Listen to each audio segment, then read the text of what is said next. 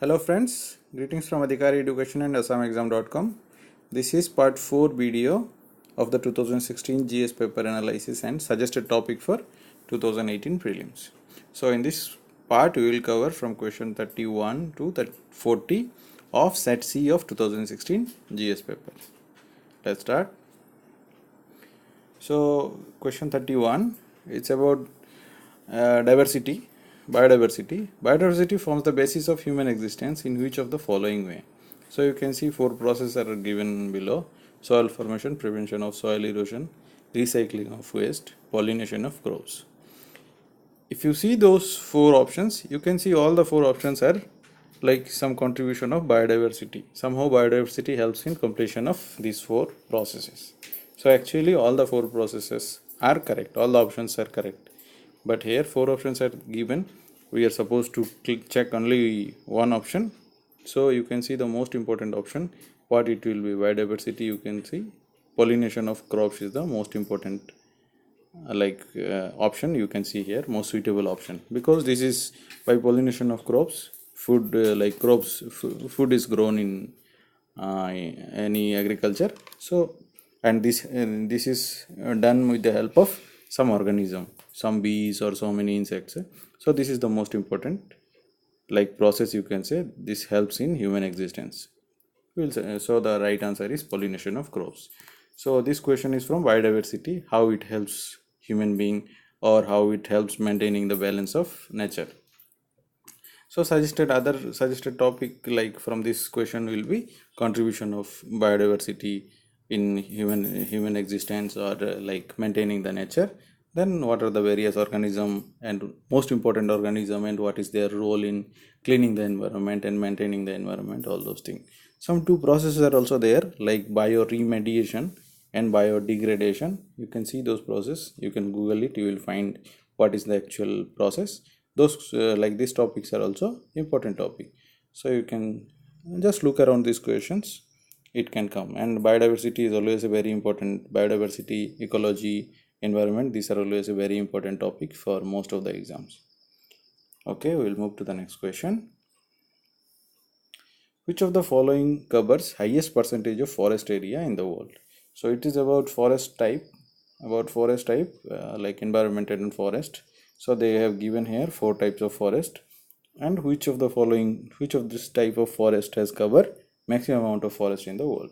So the correct answer is temperate climate region of the world, temperate coniferous forest, and it is grows in temperate temperate climate region of the world, where the summer will be little warm and winter will be cold, and rainfall will be there, so that temperature can be sustained. This is mostly found in US areas and US, North America, Europe, Asia, little northern side, so that so many long high growing trees will be there, and most of the part of the season it will be covered in green leaves.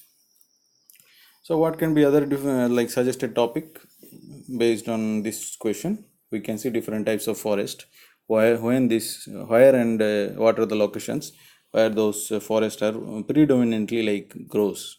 Then what is tropical forest? So many subcategories will be there in tropical forest. In temperate forest also so many subcategories will be there. Then tiaga something is there, taiga, all those things also will be there. Shrubs, taiga. Another very important type of forest is there, important in the sense of conservation, and so many environmental pacts will be also there based on that. This is mangrove. In India also we have mangrove areas, like in Sundarban, and in South India also it is there. So many places are there. Mangrove is also one of the important type of forest based on in aspect of conservation of forest.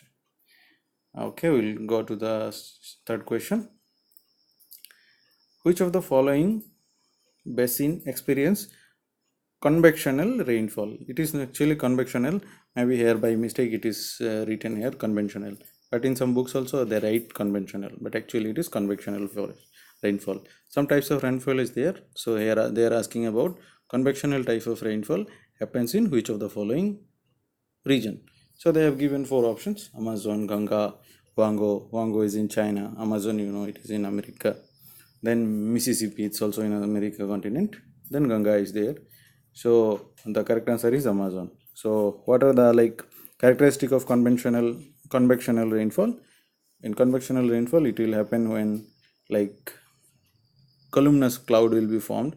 Cloud, so many cloud types are there. So with related to convectional rainfall, columnous cloud is the cloud that causes this convectional rainfall. Then heavy rainfall with lightning and thunder, and rainfall will be for a short time period. It will come and it will go. It is normally happens in summer or very hot, like hotter period of the day, you can say like midday, like that.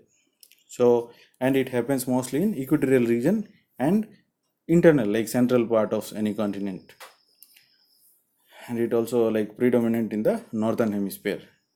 So this question also from environment, climatology, rain formation, what are the types of rain, all those things. Based on that, what can be the other suggested topic? Precipitation, like rainfall, how they classify rainfalls, what are the types of rainfalls. Then rainfall normally 4 5 types are there: convectional or orographic, frontal, cyclonic, and monsoon rainfall.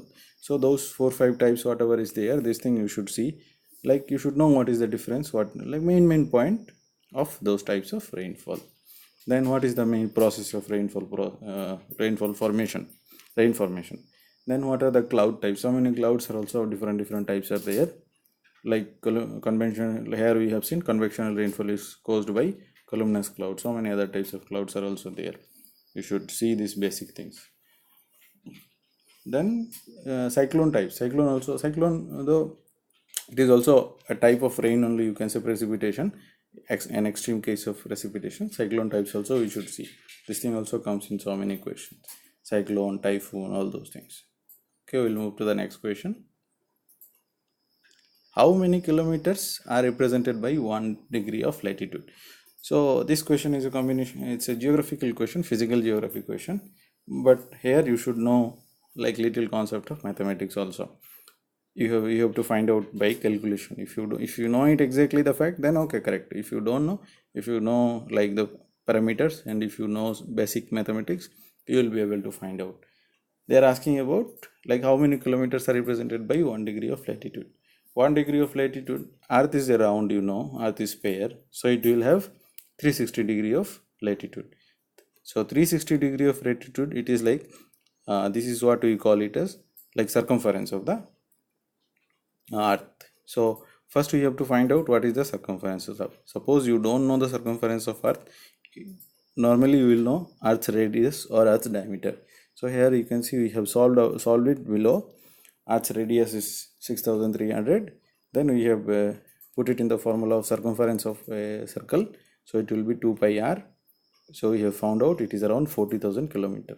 It is Earth's circumference. So if we know Earth's circumference is 40,000 kilometer and circumference will cover 360 degree. So then if we divide the circumference by 360 degree, we will find out like what is the circumference in 1 degree of latitude. We can find, if we solve it, we will find it 111 kilometer. So you can see the answer is C. Based on this, what can be the some other questions? Normally questions comes in based on longitude, latitude, and equators, all those things. Latitude, and they also very frequently question comes latitude and earth speed, like in 1 hour how much degree of latitude will be like in earth's rotating speed, how much degree will be covered in 1 hour, like that thing comes. Then what is tropic of Cancer, what is tropic of Capricorn, north and southern hemisphere, what are those things, Arctic circle, Antarctic circle, all those things you should know. Then so many time zones are there, date lines are there. What is prime meridian? Based on this, related thing is what is like Indian standard time also there. So what is the how Indian standard time is determined, what is the exact location, what is the latitude, at what time, at what location India's standard time is located, like determined. So these things you should know. Okay, we'll move to the next question. Which one of the following was the first fort constructed by British in India? So this is a modern history question. So you can see all the like forts are very old forts. Fort William, most popular is Fort William. It is in Calcutta. It was then came Fort Saint George. They have written Fort Saint George is the correct answer, and it is like constructed in Chennai. Chennai, that time it was Madras. It was constructed in 1644. And now this fort, in the site of this fort, Tamil Nadu Legislative Assembly and other official buildings are there. Then there is a Saint David. It is Saint David, I think it's in Kadalur of Tamil Nadu district. Then Saint Angelo, somewhere it is there, maybe in Kerala. So out of these four options, Saint George is like most earliest one, the first one constructed by British. So these are factual questions. History is mostly factual. So you should answer is B. Based on this, what can be some suggested topics? What are the important British monuments, architectures? Like we know, Rashtrapati Bhavan was like constructed by British. That time, Governor General Viceroy used to stay there. Then Victoria Memorial is there. Gateway of India, Luton's Delhi, like whole Delhi was designed by Luton. So those things, Victoria Terminus, that Mumbai now railway station. So all those things. Based on that, if you see, this is what is our like British architecture. We can see Mughal architecture also, and so many other architectures are there, like important periods architecture.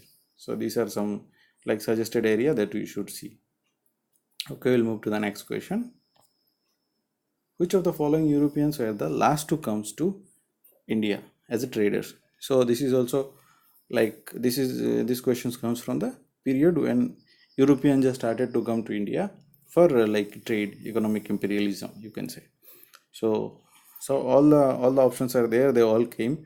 Dutch also came. Dutch is Netherlands. They came. England came. French came. Portuguese came. Portuguese. I think Vasco da Gama came.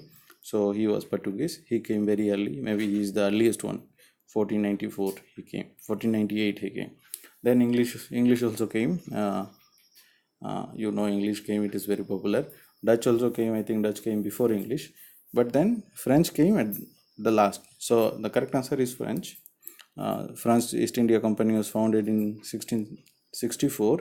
In 1668 only they started their first factory in Surat. And the second factory they started in Masulipatam. So based on this, what can be some other expected question? Like all the areas related to how when British came, what was the first initial process when British came to India?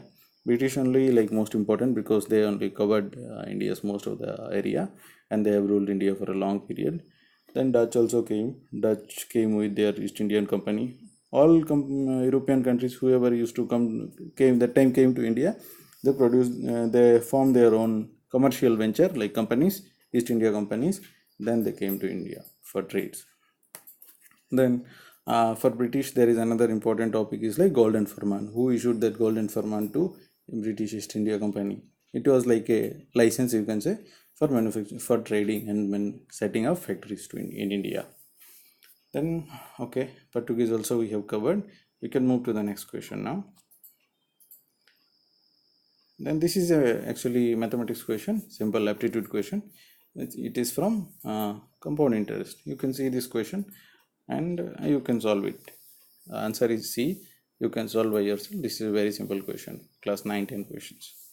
So based on that suggested topic, you know all same basic mathematics concepts from class 9 and 10 maximum, not more than that. We'll move to the next question. This is also a reasoning question. It is about relationship. So if you know relationship well, human beings are social animal. If reason like relation, if you know, then you will be able to find out. Only thing is, based on the question, you draw something. You try to make a drawing like what we have done here. If it is written P is sister of Q, make P and Q some line, then you will be able to find out very easily. There should not be any problem. Okay, we will move to the like what can be some suggested topic. Suggested topic can be age, relation, logical, all logical concepts. You can see any books or any website. What are the topics comes under aptitude logical area? Those things you should prepare, because 1 or 2 question comes in APSC. We'll move to the next question. This is also reasoning question like code language. So you can just see what is the like first word they have given is my tree. My tree is written as NCLXWK. You can relate what is the difference letter by letter. You should go through. Then you will find out some, like they are adding one character or two character like that for the next word. So for Karthik also they will add one character, two character for the next word. Then you will find out what is the correct answer. So there are nothing to be discussed. You should only practice some questions. You will be able to answer. We'll go to the next question. So this is from Indian history, again modern history, and the area they have like touched in this question is very important. You can say it is one of the most important topic for any competitive exam in India. Educated middle class in India opposed the revolt of 1857, supported the revolt, fought against the native rulers, remained neutral to the revolt. So the question they are asking is, what is the part of educated middle class in the revolt of 1857?